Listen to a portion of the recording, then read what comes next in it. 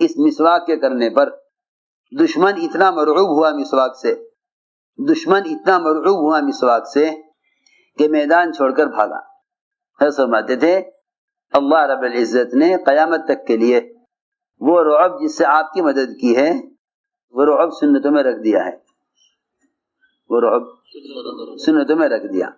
اس بات کو میں اس لیے سمجھانا چاہتا تھا کہ یوں طبیعتیں الجھی ہوئی ہیں لوگوں کی، طبیعتیں لوگوں کی کہ دعوت اور تبلیغ کو کسی مخصوص طریقے کے ساتھ مربوط نہیں کرنا چاہیے، کسی مخصوص طریقے کے ساتھ مربوط نہیں کرنا چاہیے۔ اس پر لوگوں کی طبیعتیں الجھی ہوئی ہیں کہ دعوت اور تبلیغ کو کسی مخصوص طریقے کے ساتھ مربوط نہیں کرنا چاہیے، حالانکہ جس طرح حضور اکرم صلی اللہ علیہ وسلم کی استنجے کی لائن کی سنت قیامت تک کے لیے بدلے گی نہیں، اس طرح آپ کی دعوت کی سنت بھی قیامت تک بدلے گی نہیں۔ جس کام کے لیے آپ بھیجے نہیں گئے اس کام کے کرنے کی سنت قیامت تک ثابت ہے، جس کام کے لیے بھیجے گئے ہیں وہ طریقے زمانے کے اعتبار سے کیسے بدل جائیں گے؟ اس سے یہ تصور کرنا کہ دین کے شعبوں کا انکار ہو رہا ہے، نہیں، دین کے جتنے بھی شعبے ہیں وہ تمام کے تمام شعبے مسنون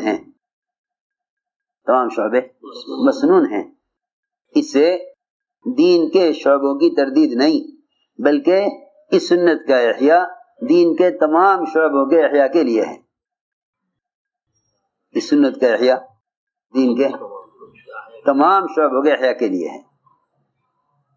خوب غور کرنا چاہیے کہ حضور اکرم صلی اللہ علیہ وسلم نے صحابہ کرام کو دین کی دعوت امت تک پہنچانے کے لیے نقل و حرکت پر ڈالا تھا۔ اس سنت کا اتنا رعب تھا، ربیع بن عامر صحابی حضور اکرم صلی اللہ علیہ وسلم نے دعوت دینے کے لیے بھیجا، کیونکہ اللہ کی طرف بلانے والا کسی بھی ملک و مال اور کسی بھی نظام اغیار سے متاثر نہیں ہوتا، کیونکہ اللہ نے قرآن میں اسی طرح فرمایا الذین یبلغون رسالات اللہ ویخشونہ ولا یخشون احدا الا اللہ، جو اللہ تعالیٰ کے پیغام کو اللہ کے بندوں تک پہنچاتے ہیں، اللہ کے پیغام کو اللہ کے بندوں تک پہنچاتے ہیں، وہ اللہ کے غیر سے ڈرا نہیں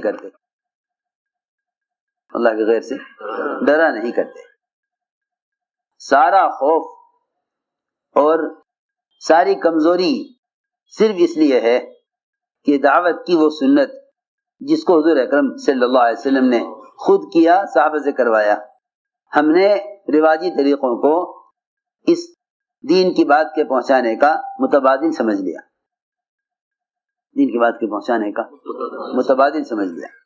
یہ اصل وجہ ہے مسلمان کے مرعوب ہونے کی، ورنہ اللہ کا وعدہ ہے الذین یبلغون رسالات اللہ ویخشونہ ولا یخشون احدا الا اللہ، اللہ رب العزت دین کی دعوت دینے والوں کے دلوں سے اپنے غیر کا رعب نکال دیتے ہیں۔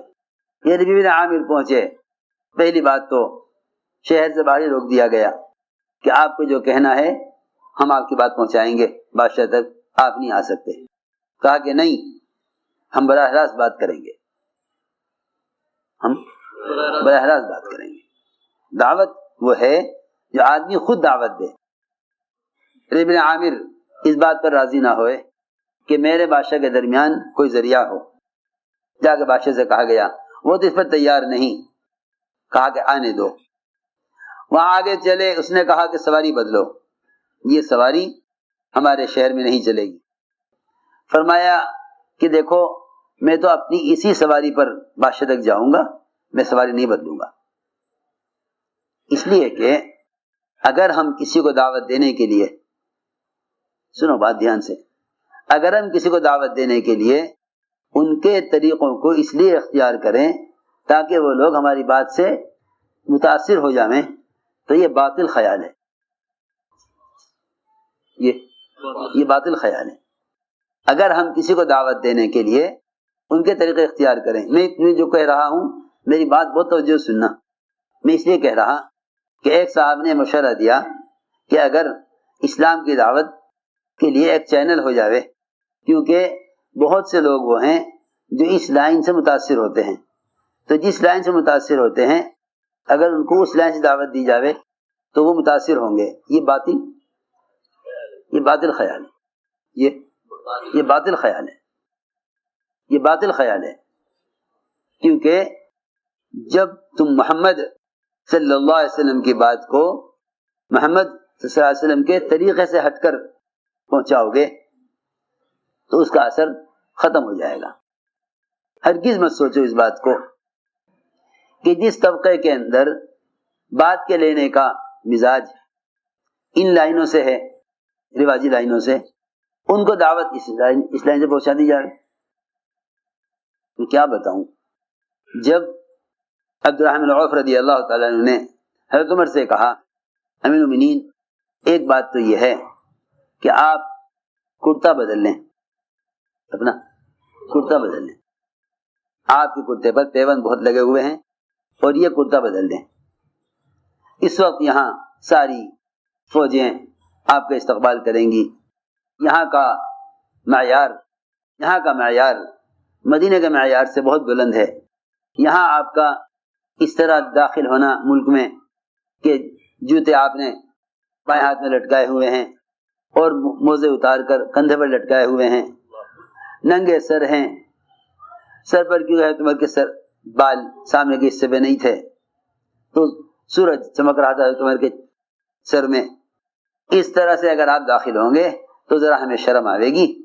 اس لیے ذرا مناسب معلوم ہوتا ہے کہ ان لوگوں کو متاثر کرنے کے لیے ایک تو آپ ان کے گھوڑے پر سوار ہوں تاکہ وہ آپ کا مذاق نہ اڑاویں یہ دیکھ کر کہ ہمارے یہاں تو ایسے عمدہ اونچے ترکی گھوڑے اور یہ خچر پر ذرا اچھا معلوم نہیں ہوتا.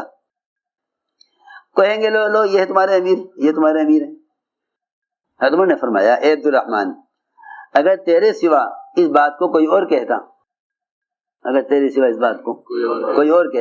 تو میں کہتا بیچارہ نیا آدمی ہے، اسلام کے مزاج سے واقف نہیں ہے، بیچارہ نیا آدمی ہے، اسلام کے مزاج سے واقف نہیں ہے، اس لیے یہ بات کر رہا. جیسے ہی کرتا بدلا ان کے اصرار پر فوراً اندری کیفیت بدل گئی. فرمایا میرا وہی کرتا دے دو. مجھے اس کرتے کے بدلتے ہی اپنی کیفیت بدلی ہوئی محسوس ہو رہی ہے. پھر کہا کہ اچھا تو اتنا تو کر لیجئے کہ اس سواری پر سوار ہو جائیں. سواری بدلی اصرار کرنے پر تو سواری پر بیٹھ کر کہنے لگے کہ سنا تو بہت تھا کہ شیطان پر شیطان سوار ہوتا ہے، آج بیٹھ کر اندازہ ہوا. اس پر بیٹھتے ہی میرے اندر مجھے کبر محسوس ہوا، کیونکہ کبر کے خوف سے وہ گھبرائے گا، اس میں تواضع ہوگی. مولانا یوسف فرماتے تھے اگر کار کے مقابلے میں گدھے پر بیٹھنے پہ زیادہ فخر محسوس نہیں کرتا تو دل میں ایمان نہیں ہے. کار کے مقابلے میں گدھے پر بیٹھنے میں زیادہ فخر محسوس نہیں کرتا تو دل میں ایمان نہیں ہے. میں ساری بات یہ سمجھانے کے لیے عرض کر رہا کہ ہماری سب کی طبیعتیں اس زمانے کے نئے طریقوں سے متاثر ہیں. اس لیے ربیع بن عامر رضی اللہ تعالیٰ عنہ اس پر بھی تیار نہ ہوئے کہ سواری بدلیں، ہم تو اسی پر جائیں گے. وہاں بادشاہ کے آدمیوں نے کہا بس یہاں دربار شروع ہو گیا ہے، اب آپ اس ٹٹو کو باہر باندھ دیں. کہ نہیں، یہ تو میرے ساتھ ساتھ چلے گا، مجھے بادشاہ تک اسی پر جانا ہے، اسی پر جانا ہے. ذرہ برابر کوئی تاثر دل میں نہیں، ذرہ برابر تاثر نہیں، مجھے اسی پر جانا ہے. بادشاہ سے کہا گیا کہ وہ تو کہتے ہیں اسی پر، کہ اس کو میرے قالینوں پر اسی پر آنے دو. روایت میں ہے جیسے ہی قالینوں کے اوپر ٹٹو کو لے کے چلے، وہ اتنے نرم قالین تھے کہ اس میں ان کی سواری کے پیر دھسنے لگے کہ چلا نہ جاوے. اپنا نیزہ نکالا، سارے قالین کو پھاڑتے گئے اور زمین کو صاف کرتے گئے اور زمین پر اپنے ٹٹو کو چلایا. بادشاہ سارا منظر بیٹھا دیکھتا رہا، اس کی ہمت نہیں کہ منع کر دے یا رکوا دے۔ بات کیا ہے؟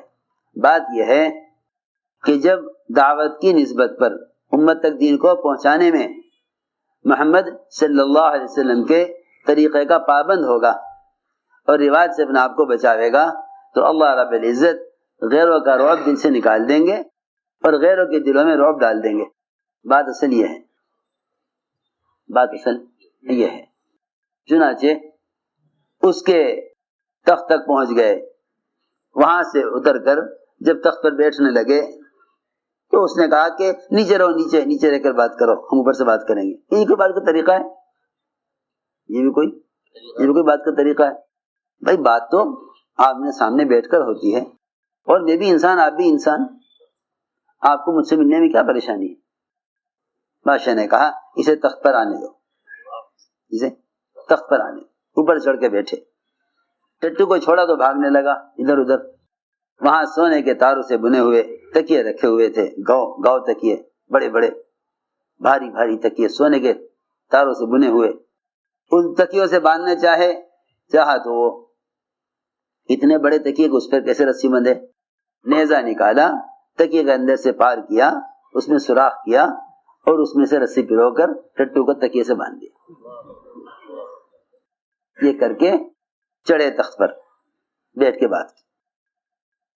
تو کوئی بات یہ ہے، ہم تم سے تمہارا ملک و مال نہیں چاہتے۔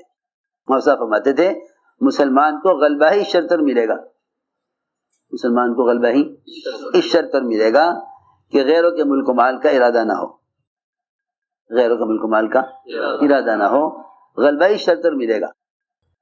اگر تمہارے دل میں غیروں کے ملک و مال کا ارادہ ہے تو پھر تمہارے دل میں کی ہدایت کا جذبہ نہیں ہے، اور جس قوم کی ہدایت کے جذبے سے مسلمانوں کے دل خالی ہو جائیں ایسے مسلمان مغلوب ہو کر رہیں گے، ایسے مسلمان مغلوب ہو کر رہیں گے۔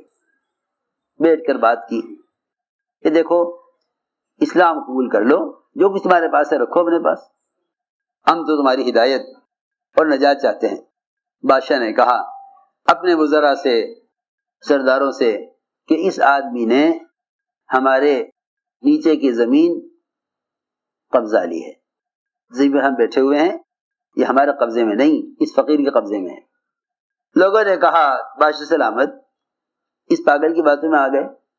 بادشاہ نے کہا اپنے وزراء سے کہ پاگل یہ نہیں، پاگل تم ہو، تم دیکھتے نہیں اس کی بات میں کتنی قوت ہے، تم دیکھتے نہیں اس کی بات میں کتنی قوت ہے، یہ نہیں اس کی بات میں کتنی قوت ہے کہ ہم تمہارے نیچے کے زمین پر قبضہ کر چکے ہیں۔ کسے کہہ رہے؟ بادشاہ سے کہہ رہے ہم تمہارے نیچے کی زمین پر قبضہ کر چکے ہیں۔ بادشاہ نے کہا کہ ہمارے ہاتھ سے زمین نکل چکی ہے۔ مجھے کہنا پیر تلے کی زمین نکل گئی، وہ کہا جاتا ہے خوف کے موقع پر پیر تلے کی زمین نکل گئی۔ میں یہ باتیں اس لیے دہرا رہا ہوں